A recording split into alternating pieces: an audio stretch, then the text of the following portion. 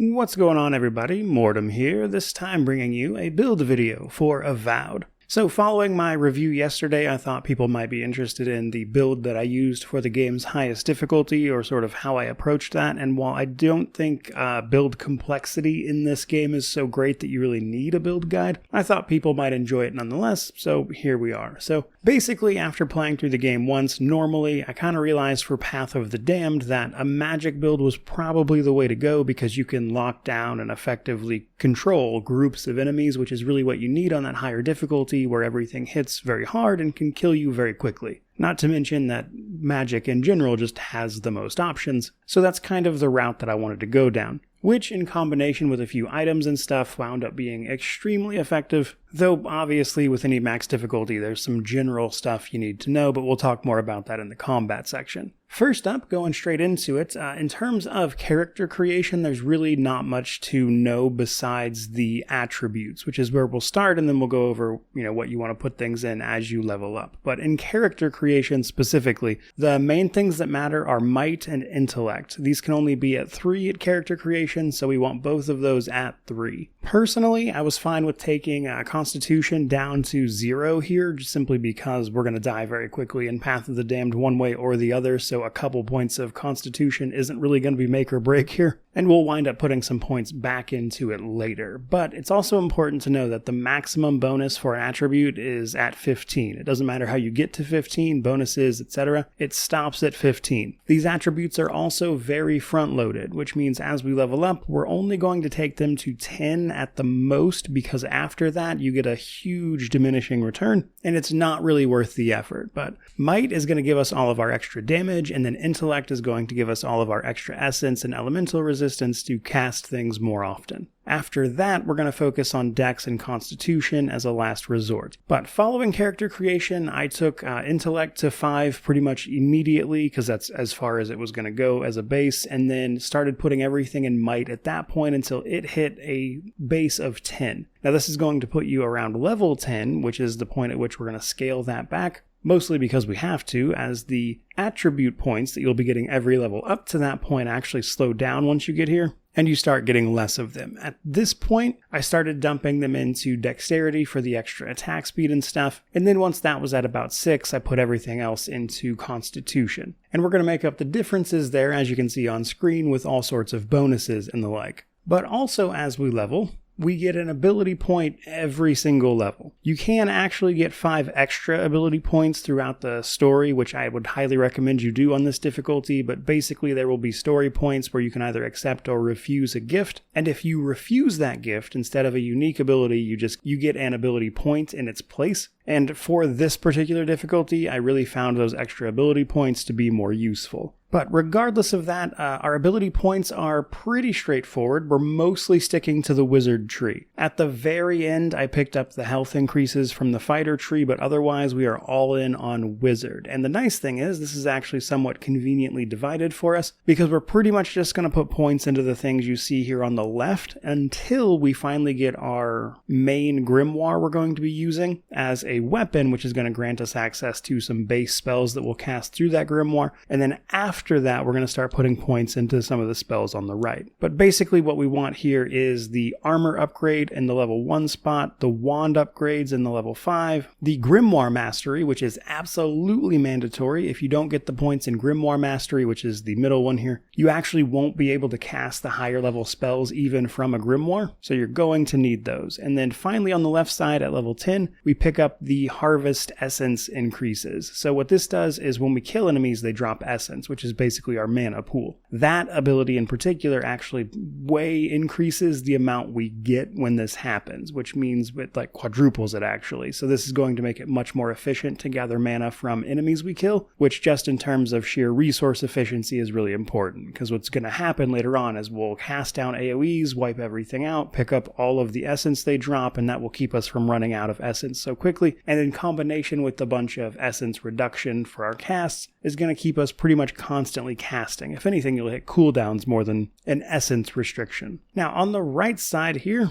I like to grab a couple points in barrier for the early game just to make defense a little easier, but it's largely unnecessary. At level 5, we pick up a crackling bolt. This is essentially like a chain lightning that bounces between targets a bunch of times based on your upgrades. And the first part of the game, we're going to use this from one of the grimoires we're going to be using, but after we get our main one, we're going to need to put points in this to keep using it. Following that, at level 10, we get Missile Salvo. This is just a really big AoE that will hit everything with little magic missiles that's inside that range. It's very useful. At max level, you can even get the orb those spawn out of to smash into enemies at the end. And then at level 15, we're going to grab Freezing Pillar. Freezing Pillar is very, very strong because what it will do is freeze enemies in place because of the very high amount of frost accumulation, which leads to freezing that it's going to put on enemies. This works even on bosses. This ability is actually how I beat the main last boss, or at least was in large part due to that, just because I kept freezing them and keeping them from moving altogether. And then finally, at the end, we're going to pick up Meteor Shower. Meteor Shower is the biggest of the AoEs. Now, I will say accuracy-wise, it can be a little inaccurate because the area it's dropping meteors over is so large that sometimes they just don't hit anything. And then we're actually going to get the other level 20 spell from the grimoire we're going to wind up using, which is Arcane Seal. Now, once you've got all of that, I like to go over to the fighter skill and just grab the health upgrades at that point. This will be towards the end of the game, and you're just making yourself harder to kill for the enemy, but you'll likely already be pretty well on your way. Now, before we start talking about combat, we then finally need to talk about gear. So first up, we've got our main arbor piece. I wound up with the Robes of Surpassing Brilliance, which is a unique, of course. You can find this as part of a treasure map in the third area of the game, Shatterscarp.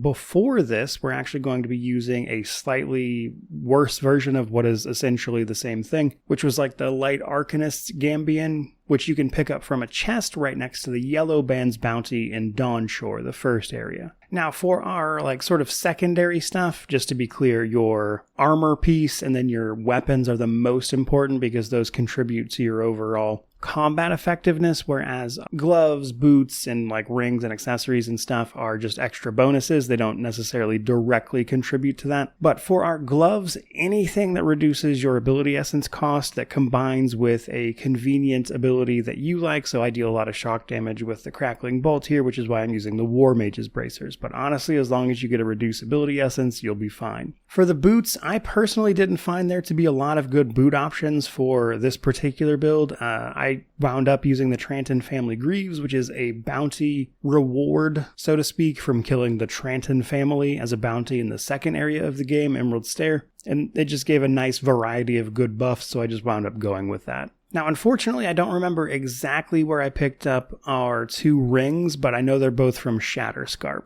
The first one is Ranga's Clarity, gives us a +1 to intellect and perception. That's a pretty good ring. And then the second one is the best ring we could ask for, which is Sigil of the Arcane. This gives us a +20 ability cast speed, meaning we will cast our spells faster, and we can cast them for 20% less, which is very, very useful. Now, the trinket we want really doesn't come until the end of the game, the very last area. You can buy the pearlescent icosahedral hellstone from a merchant there, and it gives us +3 intellect, which is obviously very good for us. But before that, I was kind of just using whatever. There's a lot of trinkets. You can get a lot of them that do different stuff. You can find ones that actually summon in enemies to fight with you. You could use one of those if you preferred. So it's really up to you. But then for our weapons, so our main wand, we are going to use Minoletta's Conduit. We can pick this up directly from a shop in the main town of the second area. This is really good for us, but we're going to enchant it with Overcharged Missile, which increases its range by a lot. That's important because wands are normally a medium ranged item, but with this upgrade, you can actually use it at a pretty long range, which is what we want. We want to keep our distance from enemies. Now, alongside our armor, you're going to upgrade and keep this with you throughout the rest of the game. So just keep upgrading it to make sure it matches you, and you'll be good. And then we have our Oryx Skin Grimoire. This is the main one we're going to be using, but in the early game, it won't be available because this isn't available until the end of Shatterscarp.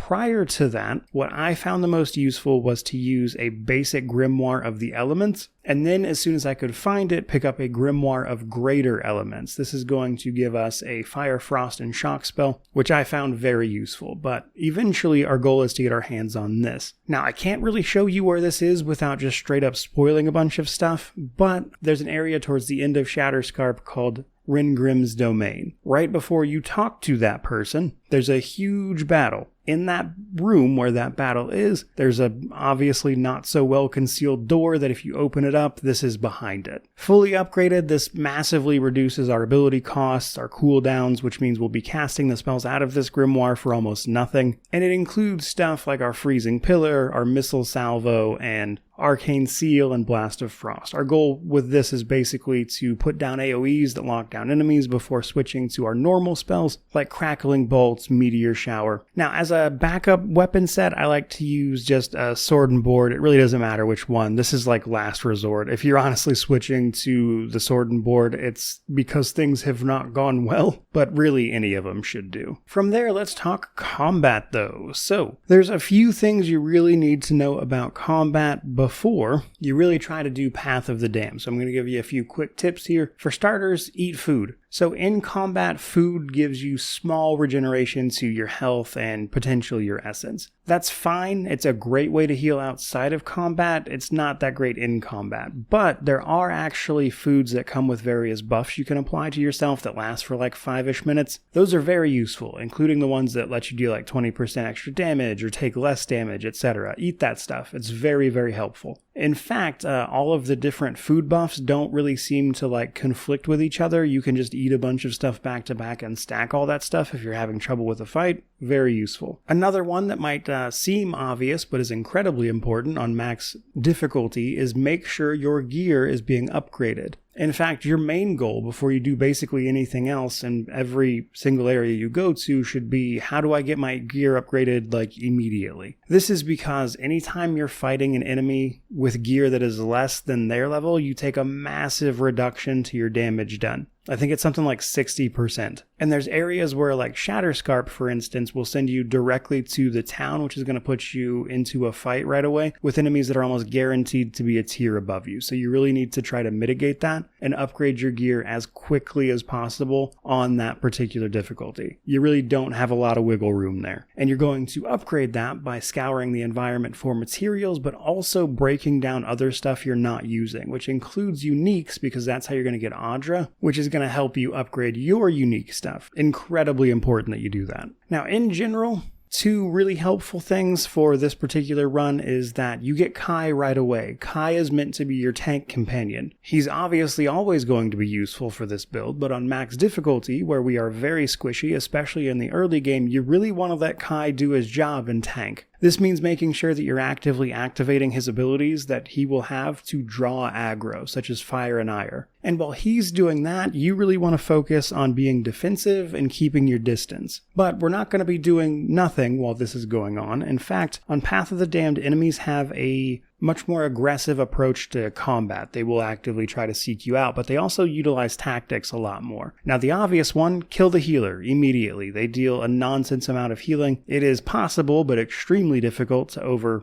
damage it, and you're better off just immediately targeting the healer, as they don't typically heal themselves. Now, outside of healers, you'll also occasionally find enemies that summon other enemies, such as shades, wraiths. There are skeletons that will summon in more skeletons, that kind of thing. You want to kill those guys fast, or they'll summon in like 5 or 6 extra people. And on max difficulty, you're going to get swarmed and die really fast. So the key there is basically kill the healer, kill those summoners, then you can focus on everybody else. There's like some other more enemy-specific stuff, but that's the most important thing to know. From there, though, let's talk early game, mid game, and late game. So in the early game, stealth is your friend. We're going to be really squishy. We're not going to have a lot of defensive options. We're not even going to have a lot of spells to use. Basically, we're going to stick to stealth, stab things in the back, preferably the healer if you can single them out, because in that first area of the game, even on this max difficulty, stealth is very useful because your stealth attack is gonna deal enough damage to usually one-shot stuff, outside of like the stronger enemies. Now this falls off once you get to Act 2 unless you like fully commit to that kind of build, so it becomes less useful, but it is going to help us kill things and stay out of trouble in the early portion of the game. Beyond that, we're basically going to use our Grimoire of the Elements, while we try to find a Grimoire of the Greater Elements to deal most of our damage. You typically want to open with a Frost spell because this is going to freeze enemies and leave them vulnerable to your basic wand attacks, but when you get Greater Elements is really where it's at, which should happen sometime in Dawn Shore, but you'll have it for most of the game up until you get the Auric Skin Grimoire. And with the Greater Elemental Grimoire, we're going to be casting things like Firebolt and Crackling Bolt a lot. These are larger AoEs, so to speak, that are going to hit large groups of enemies, and combined with a freezing spell, you can lock them down, hit them with these AoEs, and then start just wiping out hosts of enemies before they really get a chance to move much. But the key there is really kind of grouping them together at that point and knowing who to attack when. But then, as you move into the late game, that's where things start really getting ridiculous, because at this point we should have all of our gear, and the goal is to basically rush in, cast all of your AoEs, starting with the freezing pillar to, lock everything down again, and then the rest of your AoEs are usually going to be enough to kill stuff. But again, you do have to focus on the healers and stuff first. They become much more plentiful in the later parts of the game, and they will heal up everybody else, and your AoEs won't be able to push through that more than likely. But all of that together is pretty much what I used for my Path of the Damned run, so hopefully you found that useful or interesting. Just figured I'd share it with people as I had a pretty good time with it, figured somebody else might get some enjoyment out of it. And if you did, by all means, like, comment, subscribe, all that YouTube jazz. But regardless of any of that, truly, just thank you so much for watching. I really do appreciate it. May you wander in wisdom and have an amazing day.